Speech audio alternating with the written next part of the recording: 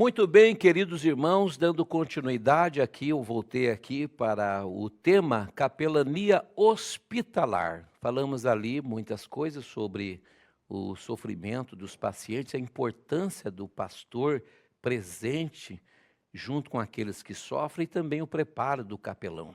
Mas eu queria falar aqui também agora sobre a capelania hospitalar, com todo respeito a todas as capelanias, mas como essa é a minha área, e eu trabalhei muitos anos, ou alguns anos da minha vida nesse departamento, é a capelania que eu muito amo e muito me identifico.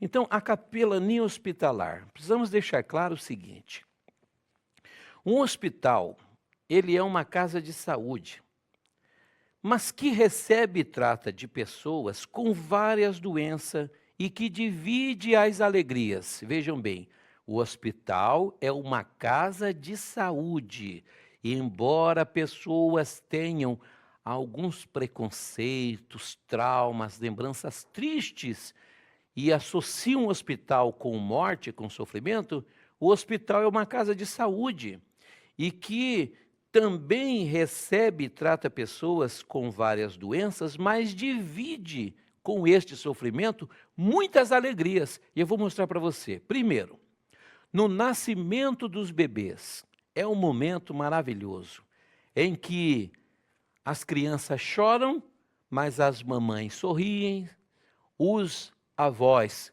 sorriem, os titios sorriem e também os profissionais, na maioria, são apaixonados por esse setor do hospital e são pessoas bem-humoradas, pessoas alegres, comunicativas, que estão celebrando a vida.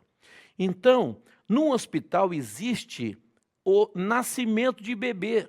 Eu não posso criar um conceito que eu só vou sofrer no hospital, porque ali também é a chegada da vida, o nascimento.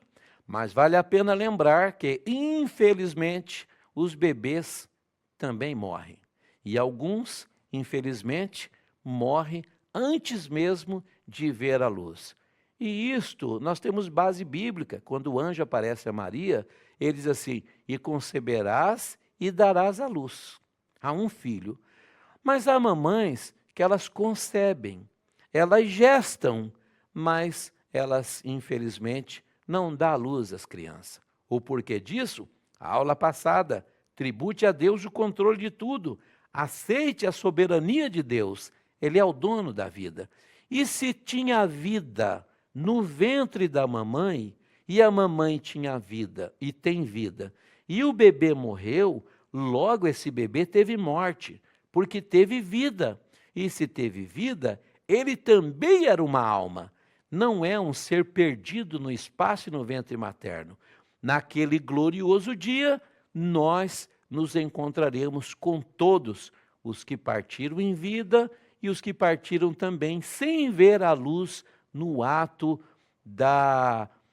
do nascimento. Observe bem, durante muito tempo as pessoas dizem assim: mas se a criança morre no ventre ou é abortado, ele não vai para lugar nenhum, ele não existe? Claro que existe. Lembra a visão de João no Apocalipse? Eu vi grandes e pequenos. Lembra de Jesus dizendo aos discípulos: dos pequeninos é o reino dos céus.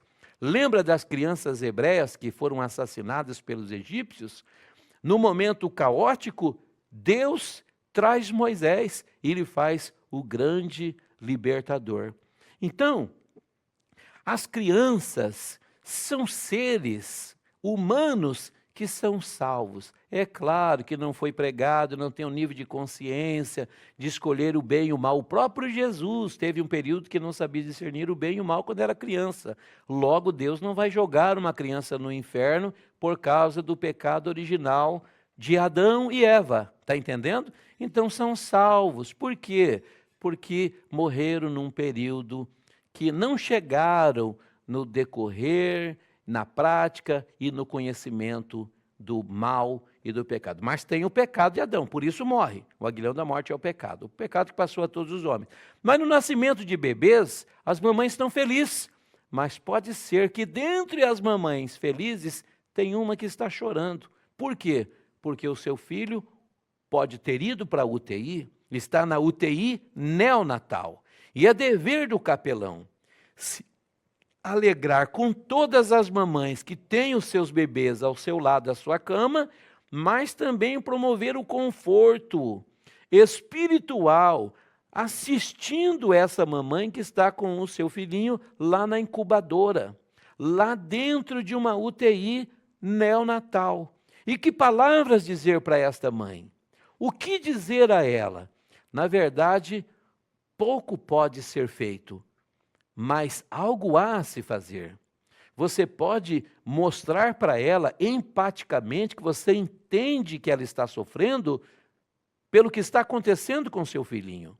E os dois, você e essa paciente, principalmente se for uma capelã, é melhor ainda, porque uma mulher compreende melhor o que uma mulher está passando com um filhinho dentro de uma UTI, fazerem uma oração e promover nela, neste coração abatido por este mal na vida da sua criança, possa nascer a fé, plantar a semente da fé e dizer que Deus é o dono da vida. Não cai uma folha da árvore se Deus não deixar. Não prometendo nada que você não tenha o controle, porque a vida e a morte está no controle de Deus. Mas você pode orar. Mamãe, vamos orar comigo pelo seu filhinho lá na UTI. E vamos pedir que o Senhor Jesus dê força, que ele lute como um guerreiro, como um vencedor, e que as mãos do Todo-Poderoso estejam sobre ele.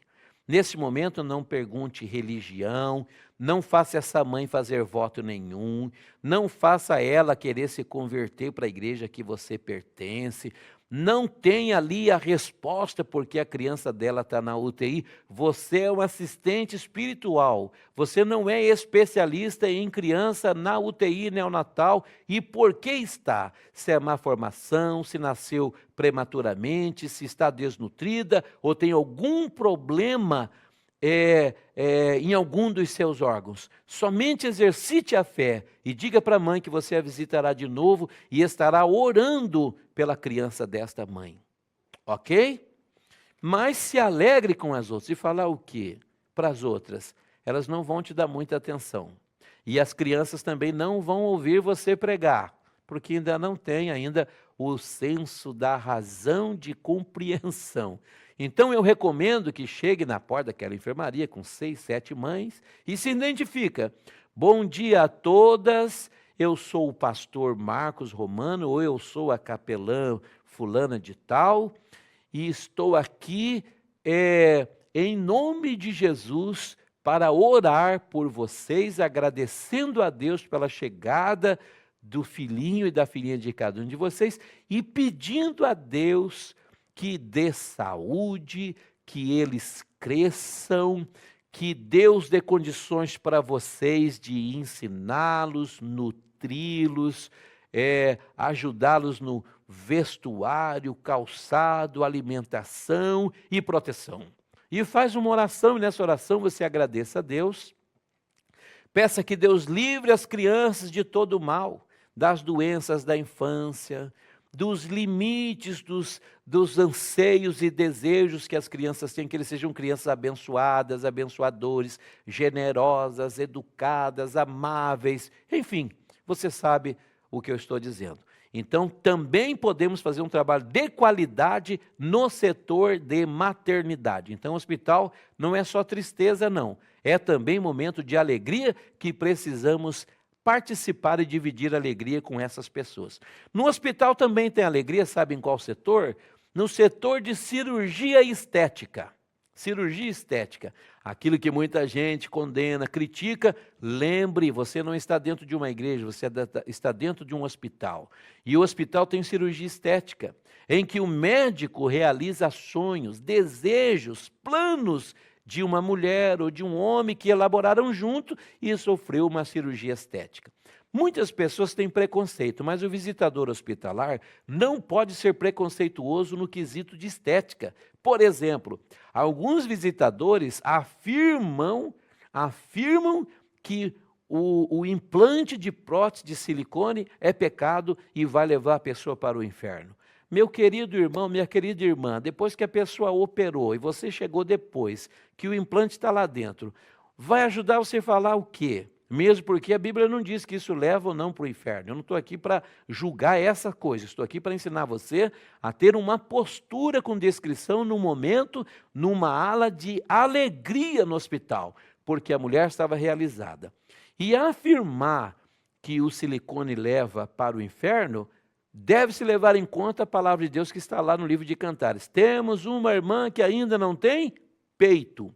Você sabia que tem moças, adolescentes e jovens que não têm peito, os seios? E a maravilha da medicina moderna é que elas podem hoje receber os implantes pelo umbigo, pelo próprio seio, por cortes, enfim. Elas podem receber os seios através do implante de silicone. Aí eu pergunto para você, é normal que uma mulher tenha seios? Sim ou não? Sim. Então, se essa pessoa não tem seio, ela é normal? Não. Ela só tem o lugar do seio. Aí o médico vai lá e coloca o silicone. Essa pessoa está felicíssima. Ela está se sentindo feminina. Ela está se sentindo 100% mulher, como todas as outras eram, e que ela dispensaria essa cirurgia se caso ela tivesse isso normalmente. Mas como ela não tinha e tem a possibilidade da cirurgia de estética, que ela sofra os implantes, glória a Deus. Ela está agora perfeita, ninguém vai zombar, vai fazer bullying, e ela não vai se sentir inferior e não vai sofrer com isso. Mas aí um visitador despreparado, que quer mais satisfazer o seu conceito, os seus pensamentos, as suas ideologias, vai lá e afirma que aquela pessoa que economizou, que sonhou, que projetou, que passou o risco da cirurgia e que recebeu os implantes, o visitador vai lá e pensa mais nele e faz questão de afirmar que essa pessoa está em pecado e vai perder o céu por causa disso. Lembre, o hospital não é igreja, o hospital é uma casa de saúde. As pessoas que estão lá não são tuas ovelhas, não são jovens do teu conjunto de mocidade, nem músicos da sua banda, nem componentes do teu ciclo de oração, nem membros da sua diaconia, são pacientes dos doutores. Você não está ali para falar de estética, nem para elogiar, nem para condenar, nem para querer ver o tamanho do silicone, se a cirurgia ficou perfeita ou não.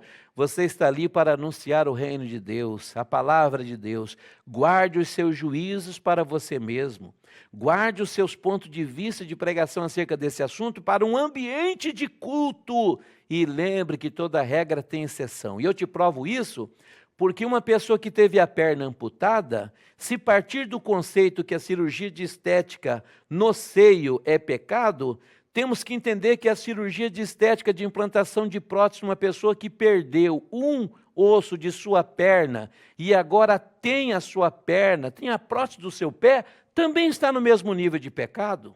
Uma pessoa que perdeu o seu braço por um acidente, colocou uma prótese, por questão estética, também está no mesmo nível de pecado. Uma pessoa que sofreu um acidente, caiu, quebrou os seus dentes e implantou dentes novos, também está em pecado. Uma pessoa que tinha o nariz grande e fez uma cirurgia para adequar ao formato e tamanho do seu rosto e teve uma cirurgia de estética, também estará em pecado. Quem tem a pálpebra caída e operou e colocou a pálpebra, ficou melhor a sua visibilidade, mas é uma cirurgia de estética, também estará pecado. Você está entendendo? Então precisamos entender que o ambiente hospitalar há momentos de alegria. Pessoa que entrou sem uma perna vai sair com perna.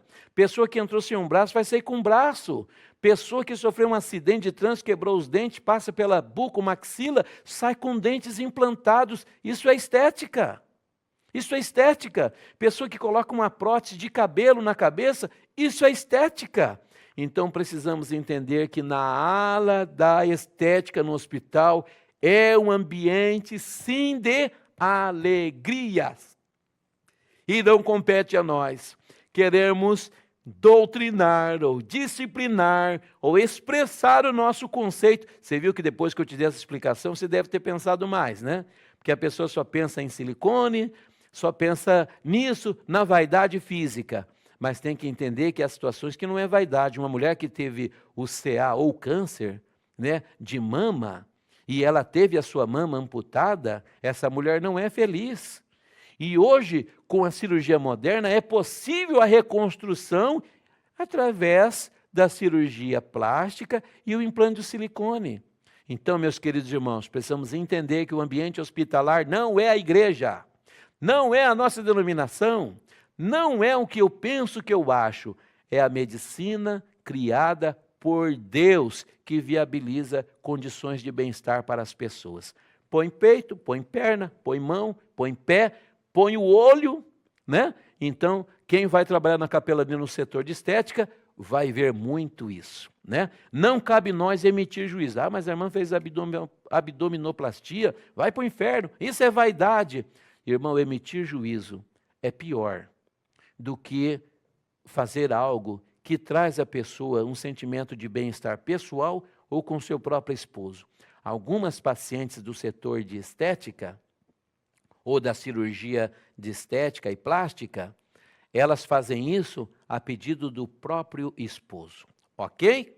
Então existe alegria, mas no setor também do hospital, existe também o setor de fraturas, né? Então não é só, você viu como existe aqui uma miscigenação de sentimentos dentro do hospital? Fratura. A pessoa que nunca quebrou nada, de repente, sofre fratura. Vai para o setor de ortopedia, essa pessoa ela vai sofrer, pode passar por cirurgia, pode passar dias no hospital. Um hospital também existe, eu acho que o setor de fraturas é bem claro e todo mundo já entendeu isso que eu já falei, inclusive, do perigo da infecção e da embolia. O setor de fratura, embora a pessoa quebrou a perna, um braço ou um dedo, precisa da assistência espiritual também, porque esse pode ser o anzol de Deus que levou a pessoa a deitar na cama para olhar para cima e esperar você chegar com a mensagem de salvação de Jesus Cristo, com descrição, sensibilidade, respeito ao espaço e o tempo do paciente. No hospital também existe traumas por acidente de trânsito. A pessoa estava indo trabalhar, tudo certo, tudo elaborado, planejado, viagem marcada para tarde, de repente, colisão. E ela foi levada ao hospital e sofreu um trauma por acidente de trânsito. E o trauma, embora ela está lúcida, pode ser uma coisa grave, evoluindo para gravíssima, que evoluirá até o final da noite, infelizmente, no óbito desse paciente. Mas o senhor é Deus, pastor, para saber isso? Não. Não. Longe de mim de querer saber ou condenar qualquer pessoa a um futuro desastroso por causa de um acidente de trauma de trânsito. Mas exames provam, e eu, nos anos de experiência, vi que realmente o diagnóstico dos médicos evoluíram para o óbito da pessoa devido à gravidade do comprometimento do trauma causado pelo acidente. Nesse momento não há tempo para brincadeira, não há tempo para espasmos do capelão. Esse é o momento da assistência espiritual de socorro, a apresentação com educação e também revelar à pessoa, olha, eu quero orar por você. Você passou por um momento grave, teu acidente foi sério, você está no hospital, você sabe da gravidade, e eu queria orar pela sua vida. Vamos entregar tudo isso na mão de Deus. Você conhece a Jesus, sabe que Ele te ama. Não é dizer, olha, você vai morrer essa noite. O teu exame diz que você está condenado. Não pode falar isso, de maneira nenhuma, mesmo porque a tua oração pode dar vida para ele, pode curar, mas precisa entender a gravidade do problema e orar para essa pessoa, porque você pode ser a última chance dela de entrar numa eternidade inteira salva em Cristo Jesus. O hospital também tem cirurgias de emergência, que a pessoa está em casa, sofre um colapso, uma dor no peito, uma dor no estômago, dor na ponta do queixo, sudorese, dores agudas no peito e essa pessoa está infartando. E o caso é tão grave que ela precisa ser levada de ambulância para o hospital. Mas ela estava bem, trabalhou o dia inteiro, jantou, conversou, brincou com a esposa, com os netos, com os filhos, com os vizinhos, viu o WhatsApp, Facebook, Instagram, assistiu o jornal e de noite ela passou mal. E ela foi surpreendida por um infarto. E ela foi ao hospital. E nesse dia tem um capelão de plantão e é você. E essa pessoa vai ser preparada para uma cirurgia de emergência. Ou ela teve em casa uma arritmia e o coração acelerou e disparou. E ela também foi levada pela ambulância, porque ela vai sofrer uma cardioversão. Essa pessoa está emocionalmente abalada. E nesse momento, você deve estar ali pronto para oferecer o seu apoio, a sua ajuda, com educação, sensibilidade, empatia e principalmente espiritualidade, tributando a Deus o controle de tudo e tentando aliviar a pressão que essa pessoa está emocionalmente, mostrando que Deus a ama e você está ali em nome de Jesus e quer orar por ela antes que ela entre nesses procedimentos. Muito bem, o hospital também tem pediatrias e tem doenças infecciosas. É a matéria que eu vou falar na próxima aula, os cuidados também que um capelão precisa ter dentro de uma casa de saúde ou de um hospital. Não dá para ir entrando em qualquer porta, mesmo que esteja aberta ou destrancada. Isso pode pôr a sua vida em risco. Fique comigo na próxima aula, eu falo sobre isso.